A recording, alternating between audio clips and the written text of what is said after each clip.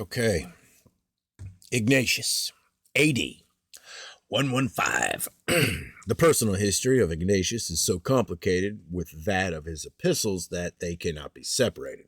200 years ago, there were 15 epistles in circulation, ascribed to Ignatius, who was bishop of Antioch, about the commencement of the 2nd century. Scholars soon decided that 8 of them were spurious, the other 7 being those addressed by the Ephesians, Magians, Trillians, Romans, Philadelphians, and Samaritans, and to Polycarp, appeared in 2 forms, one very much longer than the other, and in some places containing whole pages not in the shorter form.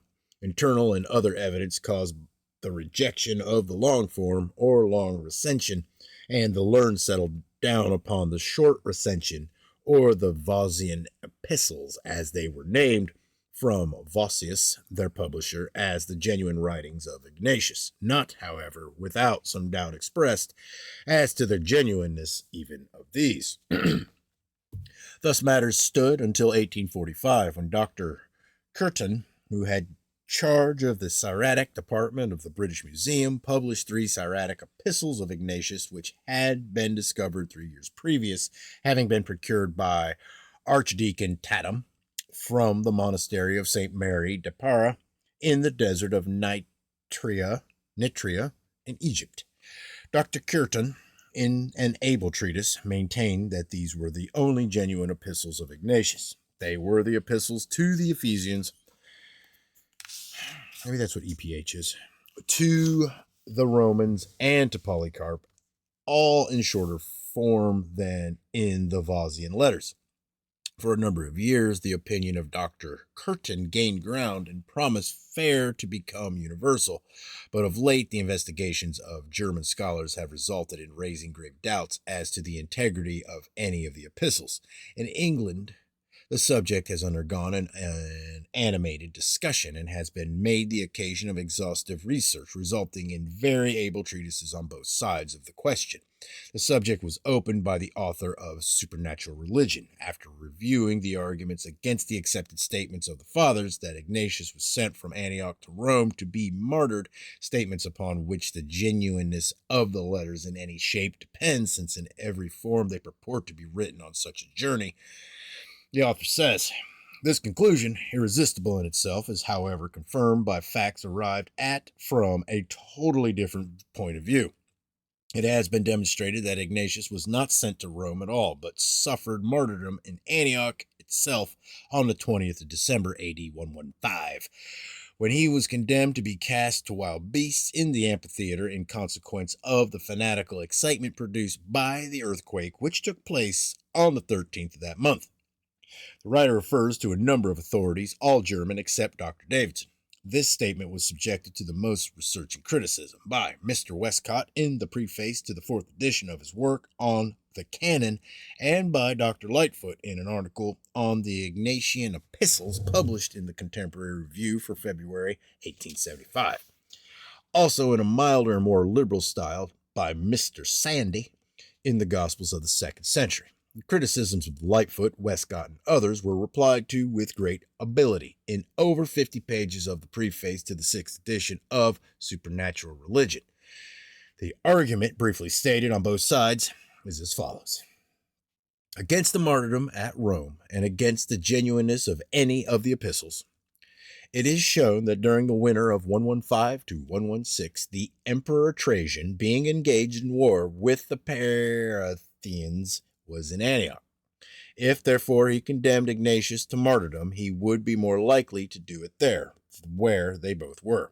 Sending him to Rome would be an additional act of cruelty, not in accordance with the character of Trajan, who was a mild prince, under whose reign but one other instance of martyrdom is recorded, and that not well established.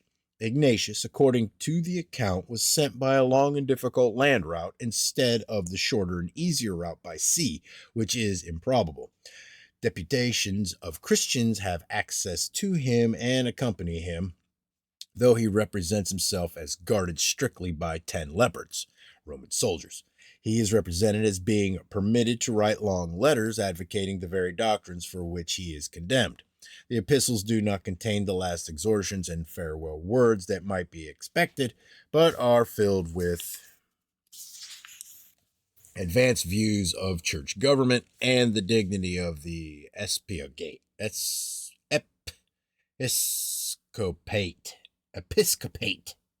There is no instance recorded, even during the persecutions under Marcus Aurelius, in which anyone was sent to Rome to be cast to wild beasts, although such executions frequently took place in Syria.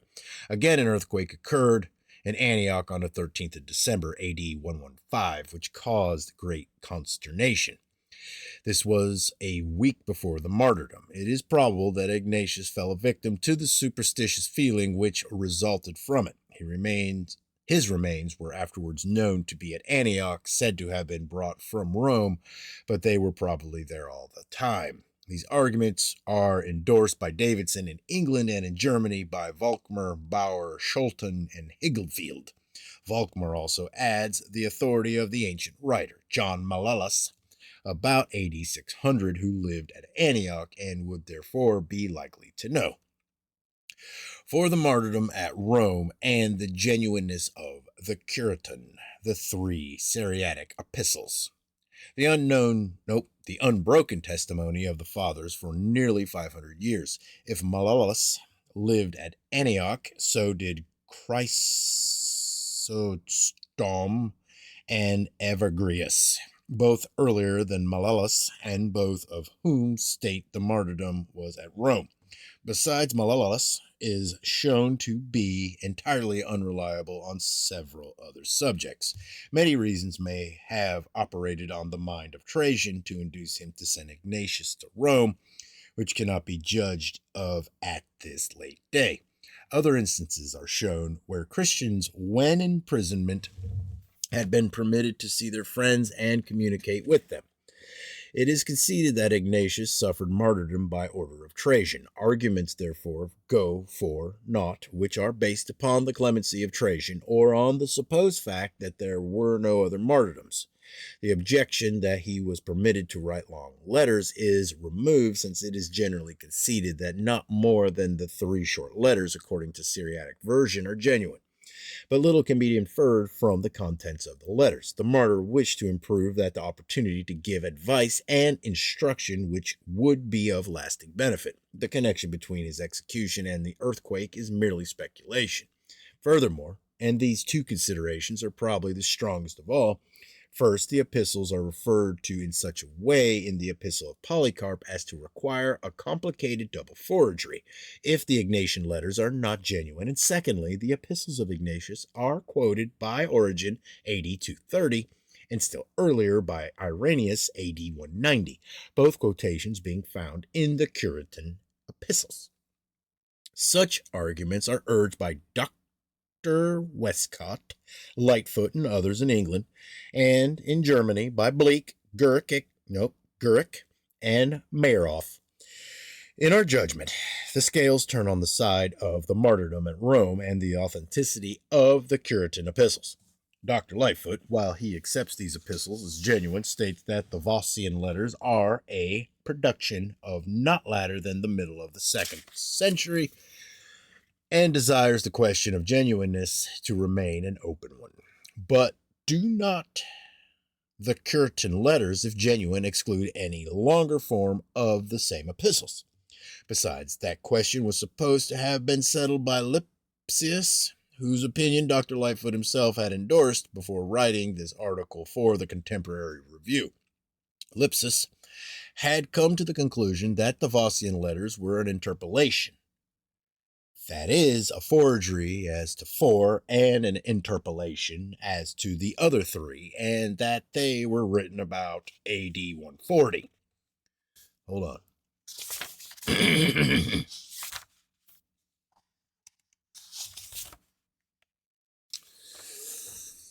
The Curitan epistles.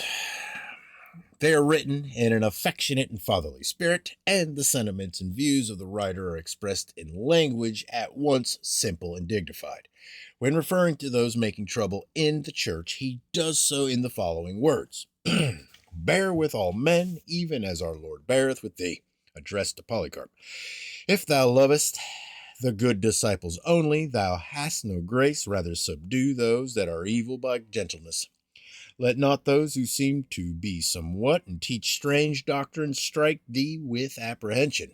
More especially is it fitting that we should bear anything for the sake of God, that he also may bear us. In the epistle to the Romans, the condemned martyr looks joyfully forward to the same time when he shall be offered up as testimony to the faith. He is even apprehensive lest the brethren should interfere. Ye cannot, said he, give me anything more precious than this, that I should be sacrificed to God while the altar is ready. Again, I am the wheat of God, and by the teeth of the beasts I shall be ground, that I may be found the pure bread of God. Quoted with a slight variation from Irenaeus, Adver Harry 528. The zeal and enthusiasm of Ignatius in contemplation of his martyrdom rose to the height of fanaticism. His mind even dwelt with delight upon the details of his sufferings. Fire and the cross and the beasts that are prepared, cutting off of the limbs and scattering of the bones and crushing of the whole body, harsh torments of the devil, let them come upon me, but only let me be accounted worthy of Jesus Christ. He coveted the earnestly desired the glory of martyrdom and feared the brethren at Rome, whom he was addressing, might interfere in his behalf before his arrival. The Immaculate Conception. Doctrine. In the epistle of Ignatius to the Ephesians, there is apparently an obscure reference to the Immaculate Conception of Jesus, the first imitation of such a doctrine which we have been able to find in history. It is in these words. There was concealed from the ruler of this world the virginity of Mary and the birth of our Lord and the three renowned mysteries which were done in the tranquility of God from the star. This, at first, even in connection with what follows, is not very clear. There appears to be a hidden meaning not easily fathomed. But if it be remembered that Ignatius was bishop of Antioch in Syria, a country imbued with the religious and mythological ideas of Persia, that he must be supposed to have been familiar with the two principles, one of good and the other of evil, and of their conflict through the ages, and also that Zoroaster had been immaculately conceived by a ray from the divine reason, had been taken to heaven by lightning, and there enthroned as a living star. If we suppose these thoughts and images to be blended with his Christian convictions, giving his religious views a tinge of that Gnosticism then commencing to prevail so extensively in the church, the paragraph cited may be read with what follows more intelligibly. There was concealed from the ruler of this world the virginity of Mary, and the birth of our Lord, and the three renowned mysteries, which were done in the tranquility of God from the star. Then the following.